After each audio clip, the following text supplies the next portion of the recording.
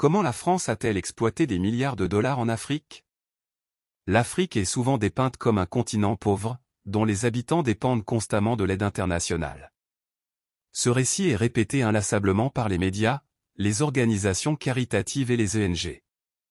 On enseigne aux enfants en Europe et en Amérique de finir leur assiette, car des enfants meurent de faim en Afrique. Pourtant, pourquoi ce continent, riche en ressources naturelles, est-il devenu synonyme de pauvreté? Pourquoi l'Europe investit-elle si peu en Afrique, préférant y envoyer de l'aide? Les médias occidentaux ont contribué à ancrer cette image d'une Afrique perpétuelle inédite, jusqu'à susciter une certaine lassitude. Mais l'Afrique est-elle vraiment pauvre? Examinons cela de plus près. Avant de commencer, si vous appréciez ce contenu, n'hésitez pas à liker la vidéo et à vous abonner à la chaîne. Activez la cloche pour recevoir les notifications et ne rien manquer. Un rapport de Global Justice Now révèle qu'en 2015, 203 milliards de dollars ont quitté l'Afrique, contre seulement 161 milliards reçus sous forme de prêts et d'aides. Pourtant, ces flux sortants sont rarement mis en lumière, tout comme les mécanismes par lesquels l'argent et les ressources sont extraits au profit de gouvernements et d'entreprises étrangères. En 2019, le vice-premier ministre italien Luigi Di Maio a accusé la politique française en Afrique d'aggraver la pauvreté, poussant les Africains à migrer vers l'Europe via des routes périlleuses. Il déclarait: « Si des gens quittent l'Afrique aujourd'hui, c'est parce que certains pays européens, en particulier la France, n'ont jamais cessé de coloniser l'Afrique. » Selon lui, sans ces colonies africaines, la France ne figurerait pas parmi les grandes puissances économiques mondiales. Ces allégations sont graves. Y a-t-il du vrai là-dedans? La France a-t-elle appauvri ses anciennes colonies pour son propre bénéfice? Di Maio n'est pas le premier à critiquer les politiques françaises en Afrique, souvent qualifiées d'égoïstes et exploitatrices. Pour rappel, la France fut le deuxième plus grand colonisateur européen en Afrique, après la Grande-Bretagne. Elle a dominé surtout l'Afrique de l'Ouest, Sénégal, Mali, Niger, Côte d'Ivoire, et bien d'autres. Après les indépendances des années 1960, ces pays ont maintenu des liens étroits avec la France. L'Europe a présenté cette relation comme une aide bienveillante pour des nations naissantes. Mais la réalité est plus sombre, les colonies africaines ont été pillées de leurs ressources par les puissances coloniales. Avant le colonialisme, l'Afrique prospérait grâce à ses ressources et à un commerce séculaire. Le colonialisme a créé un déficit structurel, avec toutes les chances contre elle. En Afrique de l'Ouest, des systèmes commerciaux florissants existaient bien avant l'arrivée des Français. L'or était une ressource clé, d'où le nom de Côte de l'or. Les Européens ont introduit la traite des esclaves, décimant les populations et déstabilisant l'économie. L'extraction de l'or a été entravée par la peur des raids. Cette relation inégale s'est perpétuée pendant la colonisation et persiste aujourd'hui. Les politiques européennes ont déstabilisé le continent dès le départ. Après l'abolition de l'esclavage, l'Europe a importé des matières premières comme le coton, exploitant une main-d'œuvre bon marché. Ironie du sort, l'Afrique exportait du coton brut et importait du coton manufacturé. Ce modèle empêchait le développement industriel local, forçant l'achat de produits européens et créant des emplois en Europe. Pour assurer cette main-d'œuvre, les colons imposaient des taxes obligatoires, payables seulement via des salaires dans les fermes européennes acquises en spoliant les terres africaines et en reléguant les populations dans des zones surpeuplées et infertiles. Même après l'indépendance, l'exploitation a continué. La France se distingue par l'ampleur de ses politiques pour drainer les richesses de ses ex-colonies, au détriment de leurs économies. Cela s'explique par la manière dont ces indépendances ont été accordées.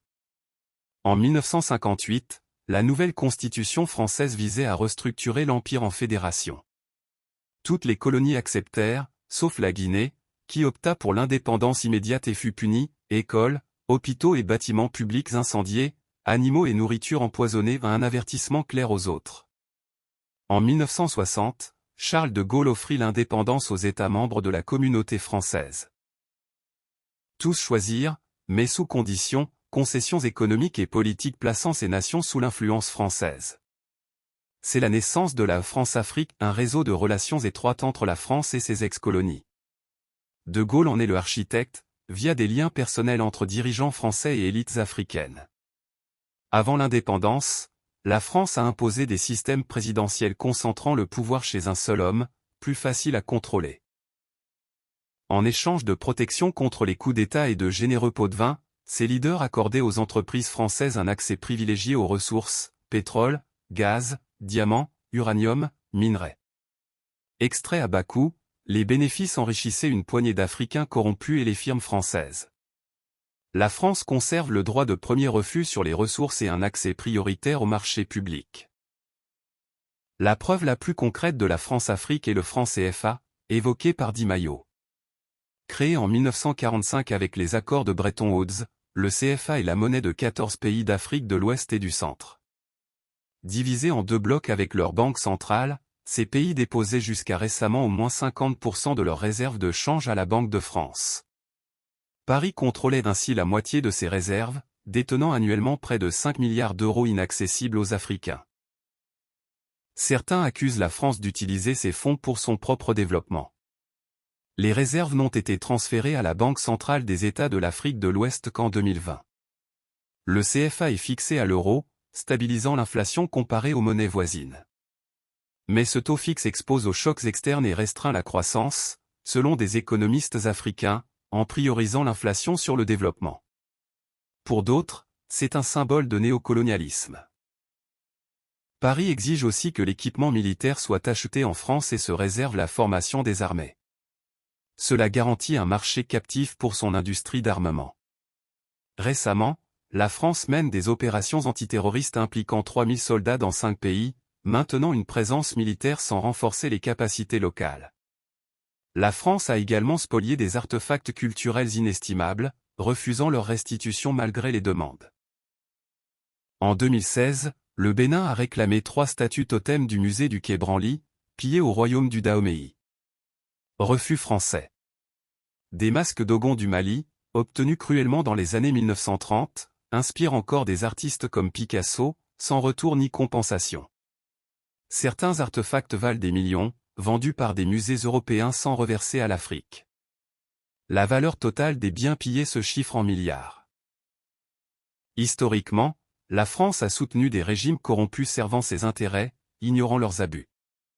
Exemple, au Rwanda en 1994, un rapport accuse la France d'avoir soutenu le régime Habyarimana malgré les signes de génocide imminent, pour préserver son influence. Des gouvernements africains ont financé des partis français pour protéger leur régime.